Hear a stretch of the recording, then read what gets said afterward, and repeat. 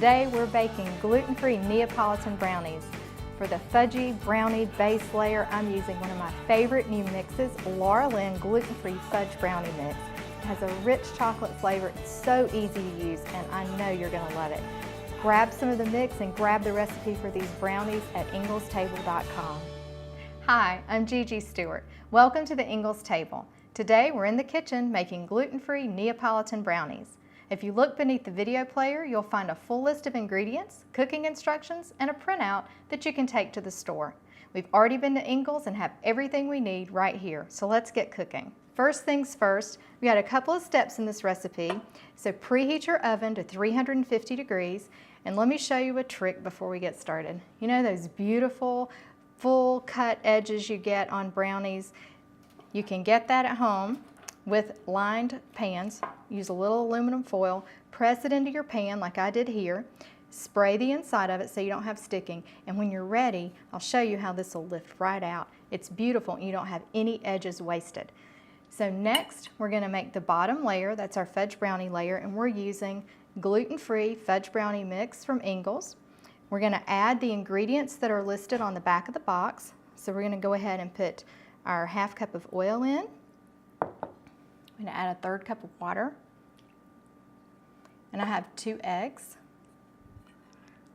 Put those in. And then we just wanna stir this. You can stir it by hand. It's so easy to whip up. And then we'll pour that in our pan, but don't rush off to that preheated oven just yet. We're going to top it with a cheesecake layer before we bake it. Okay, and when your brownie batter is nice and smooth like this and no dry ingredients remain, go ahead and I like to take a spatula and just spread this in the pan that we prepared. And also, if you don't want to line your pan with foil, it's no worries. You don't have to do it, but it's really nice. You'll see when we get these brownies out of the oven how easy it is to take them out and slice. Don't leave any in the pan or in the bowl.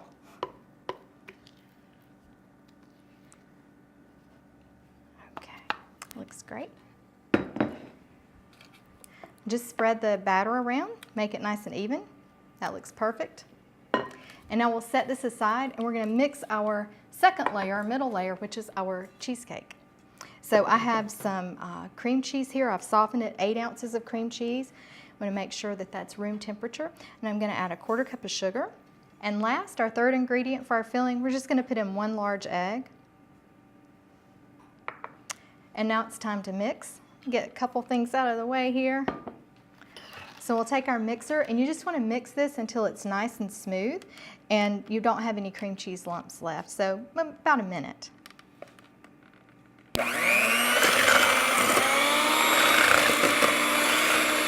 So next we're going to bring our brownie batter back. We just want to take our cream cheese layer, scrape this down and just pour it right over the top. You can kind of pour this in little ribbons, I call it, so that you're getting a good coverage and you don't have to spread too much.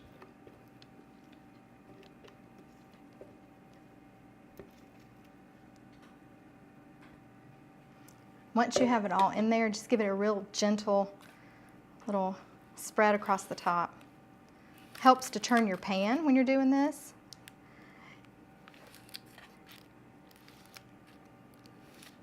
If you get a little chocolate mixed in like I did, it's okay. Just try to be careful. So once this is all spread across the top of the brownie batter, we're just going to go right in the oven. We're going to bake this for about 30 minutes, and then we're going to cool these completely.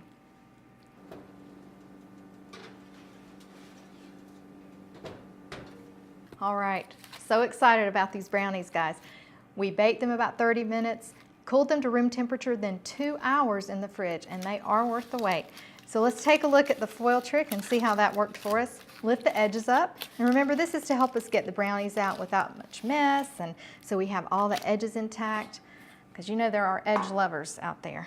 So what we want to do is just take it out, put it on a flat surface, go ahead and peel the foil. If the foil tears at this point, it doesn't matter, because we're not using it anymore. And then we'll just take this, lift it up, And I'm gonna put it on my cake plate because I wanna put these over. I'm gonna be able to frost them there. I'm gonna get rid of this, bring the cake plate over. And for our third layer of Neapolitan, we're gonna frost with some delicious strawberry frosting.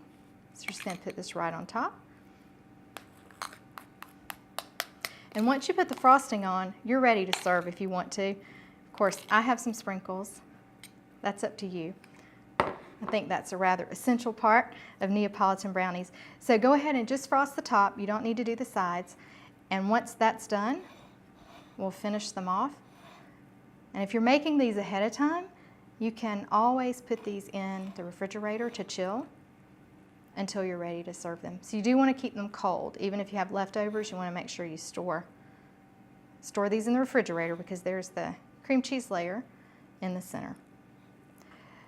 So once you're satisfied with your frosting, and since we're covering with sprinkles, we don't have to be too perfect, go ahead and add some color, whatever you like. You could add some chocolate shavings to these if you don't want sprinkles, a little more adult look to the dessert. However you do it, I know you're gonna love this recipe.